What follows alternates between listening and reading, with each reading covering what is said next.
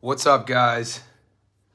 Give me a second while I send this link to our Facebook group.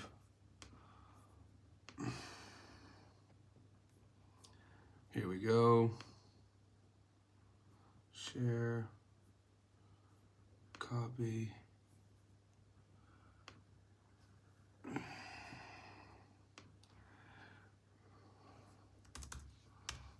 We're live now on YouTube.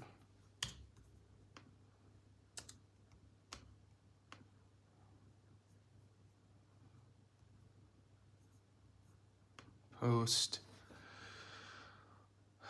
Okay, let's see how this works before we get this started. Early morning here in Sydney, 5:55 a.m. Here's the link, guys.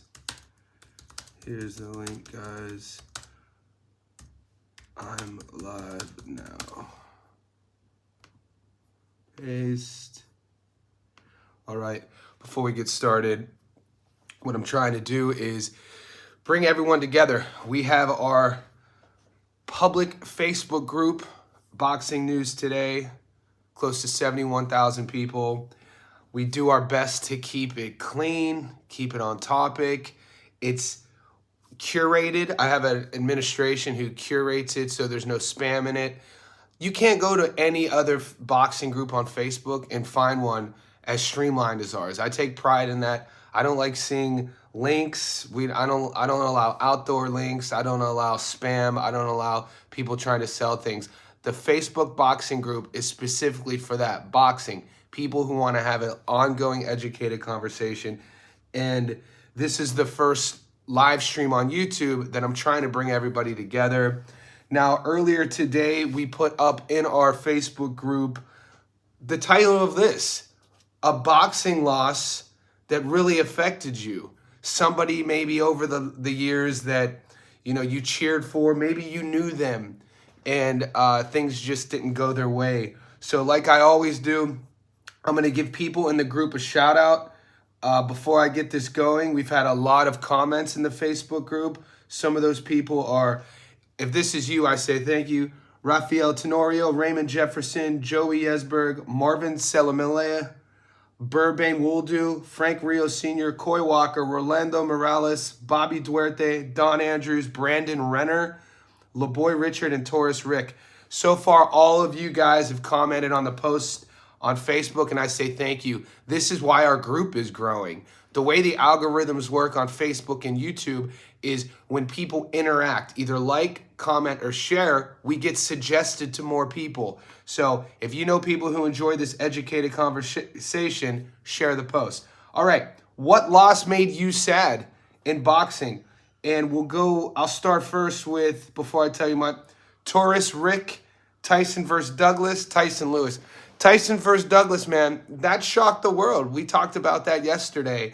Just seeing, I think it was 1990 in Tokyo, Japan. Just seeing for the first time the invincible destroyer Mike Tyson on the canvas was crazy. And we know how that one ended.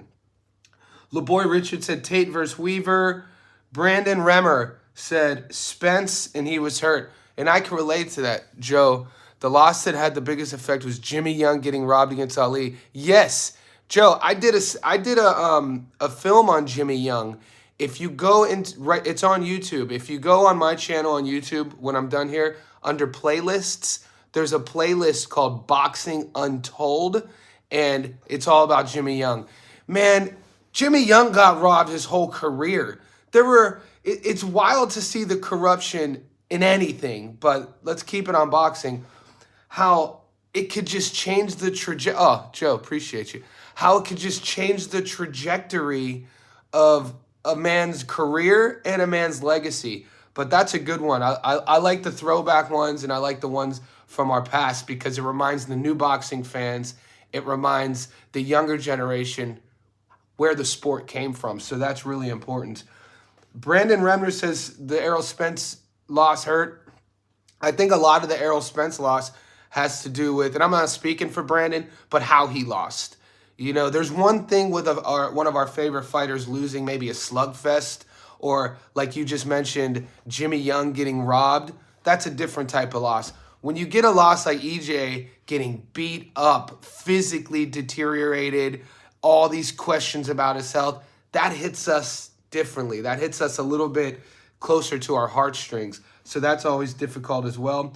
Don Andrews says the Holyfield losing to Riddick Bowe. Who could have saw that coming? People forget that going Bowe Holyfield wasn't a case of 1 point. But the thing about the Bowe Holyfield was that was before the Tyson fight, and going into the Tyson fight because of that, I think Holyfield was a 20-1 underdog. I talked about that yesterday on the live stream. Some of the biggest underdogs, and Riddick Bowe was up there, or Holyfield was up there going into the Tyson fight because of that Bowe loss. Bobby Duarte said Chavez's first loss. Rolando Morales when Ali lost to Holmes. That's another one. Ali, throw any of those late Ali losses later in his career, I think we could find parallels with those later year Ali losses with what we saw in Errol Spence losing to Bud.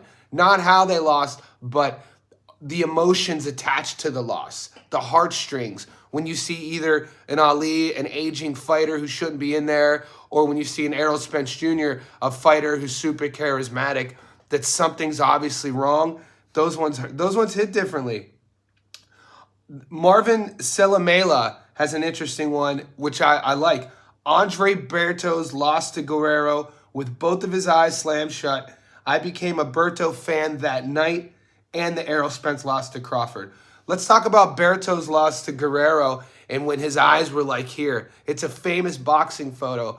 Once again, this is the beauty of our sport, guys, is because there's an emotion that's attached to it, not just from fan to fighter, but from fighter to fighter. When we get to witness these athletes lay it all on the line, there's something just extremely humanly innate about that, putting their lives on the line, putting their health and their future at risk, and we see the damage. How could you not cheer for that? How could you not pull for the underdog? It's one of the, when I put this post up on Facebook, the picture was Arturo on a knee. It was a body shot from Ward in the first fight, but that fight, it hurt to see him lose, but when Arturo got beat against Floyd, that was the fight that for me to watch him get beat up like that, it was a 6-round stoppage. It was in 2005. It was a young Floyd Mayweather. Arturo didn't even touch him. Buddy McGirt had to throw in the towel. And could you imagine a warrior like Arturo getting the towel thrown in, and he couldn't touch him? Gotti was outclassed. He was outmanned that night, and that one hurt because in my eyes in 2005, I was 23 years old, and Gotti was at the end of his career. And when our favorite fighters are at the end of a career, it turns a page within our lives as well. The fans, we have a timeline. It's like when my favorite baseball player, Ken Griffey Jr., growing up, when he retired. I knew my childhood. He had a long career, but when our favorite athletes retire, it turns a page. It's time to move on. And when you see that in a fight, it hits a little bit differently. Raymond Jefferson, Tarver versus Roy, that Tarver TKO versus Roy. I mean, who doesn't remember where they were? Roy was trapped up against the ropes. Tarver was talking to him. Tarver was saying, "What are your excuses going to be tonight, Roy?" And he starched him. And that was a case of Roy going, I think he had already been up to light heavy, and he was coming back down. His body was changing. But Tarver was a machine. People sleep on Antonio Tarver. He was huge too, and he was smart, and he was mean. But that was a tough one as well. I'll tell you a little personal story. Growing up in my hometown, I was really close friends with a kid who became a world champion, and we were Little League baseball players. In 1994, we were playing in the Little League World Series tournament to get to Williamsport, Pennsylvania, in Northeast Ohio. I was the pitcher. He was the catcher. We won all these tournaments, right? And there was this huge festival. It was called the Canfield Fair. And we're 12 years old, and there was a boxing game. And Kelly had already been boxing. I started boxing when I was 8. Kelly was boxing when he was 8. We used to go to the Southside Boxing Club. And there's a bag that you would pull down, one of the boxing machines. And we're at this Canfield Fair. Thousands of people. We're small 12-year-olds too. We're prepubescent 12-year-olds. And Kelly would make me be the hype man. and challenge these grown men. They're taking their girlfriends to the fair. Some of these men have their young kids. And I'm saying, $20, $20. I guarantee my friend here, 12 years old, could punch you harder than any of you men. And sure enough, 12 years old, I just believed in him. At 12, I believed in him. And sure enough, man after man would lose. And they'd get pissed too when this 12-year-old kid was taking their money. And that 12-year-old kid was Kelly the Ghost Pavlik. He went on to become one of the, in my opinion, one of the most feared knockout artists in middleweight history. He retired with a record of 40-2 with 34 knockouts. His 2 losses, though, because I'm a loyalist, guys. I think my guy's going to win every single fight. Both losses were very different. He lost to Bernard Hopkins, B-Hop. Kelly had gone up. He was a middleweight 160. He fought B-Hop at, I think, 170 and 10 pounds above his weight class. He was, before he took that fight, he was wanting to fight Andre Ward, and that fight had fallen through. He also wanted to fight Paul Williams, but I think Paul Williams had gotten to his accident, and he ends up taking the Bernard Hopkins fight. And this was like, even though Bernard was older, this was like a primed B-Hop technician, defensive wizard, and Pavlik couldn't do anything with him. Pavlik couldn't touch him, and at the time, Kelly was undefeated, and Hopkins took his O, and Hopkins, after the fight, famously grabs him in the middle of the ring and says, "Don't let this fight destroy you. If I have to come to your parents' house and get you out of bed to take you to the gym, I will." This was when Kelly was a world champion. He'd already defeated Jermaine Taylor, and he was still living with his parents. The second one was when Kelly lost to Sergio Martinez.